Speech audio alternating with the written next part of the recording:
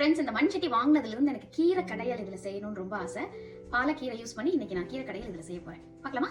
இந்த கப்பில் ஒரு 1.5 கப் நான் தண்ணி ஊற்றி பாயில் பண்ணிக்கிறேன். தண்ணி பாயில் ஆகுது. இப்போ 2 பச்சை மிளகா போட்டுக்கலாம்.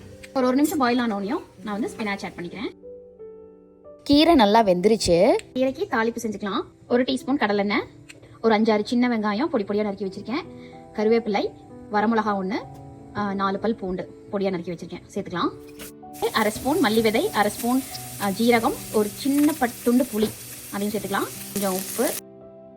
ஃப்ரெண்ட்ஸ், கீரை நல்லா வெந்துருச்சு. இப்போ பார்த்தீங்கன்னா யூஸ்வலாக கொஞ்சம் எக்ஸ்ட்ரா வாட்டர் இருக்கும். நான் அந்த வாட்டரை வந்து ஃபில்டர் பண்ணி ரசத்துக்கு இல்லை அப்படியே சூப்பாக கூட நான் குடிச்சிருவேன். இப்போ இந்த ஃப்ரை பண்ண ஆனியன் மிக்சரை போட்டு ஒரு பாயில் பண்ணி கடைஞ்செடுத்தா கீரை கடையல் ரெடி. ஒரு பாயில் வரட்டும். பாயில் ஆயிடுச்சு, ஸ்விட்ச் ஆஃப் பண்ணிக்கலாம். கொஞ்சம் ஆறனோனையும் கடைஞ்சிக்கலாம். ஃபன் பார்ட்டிஸ் கடையிறது இதுதான் பருப்பு மத்து, ஊர்லலாம் யூஸ் பண்ணுவாங்க. ஸோ இதை வச்சு இப்படி கடைய வேண்டியதான். இவ்வளோ பேர் இந்த மாதிரி பண்ணியிருக்கீங்கன்னு சொல்லுங்க. நாங்கள் சின்ன வயசுலலாம் இப்படி தான் கடைவோம். கீரையோட டேஸ்ட் வேற லெவலாக இருக்கும். மிக்ஸி எல்லாம் தோத்து போயிருக்கும். பாருங்க ஃப்ரெண்ட்ஸ், யம்மியான கீரை is ready to serve. Avani grains idli அரிசி, அவனி கிரெயின்ஸ் உளுந்துல அரைச்ச மெதுமெதுன்னு இருக்கிற இட்லி வித் மண்சட்டியில் கரைஞ்ச கீரை கடைசல். Excellent combination.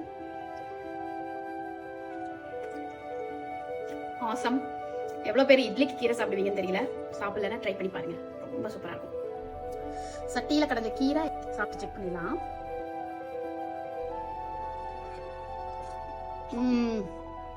It's a divine experience.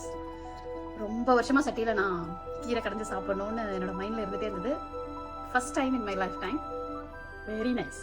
You should try it. Thank you.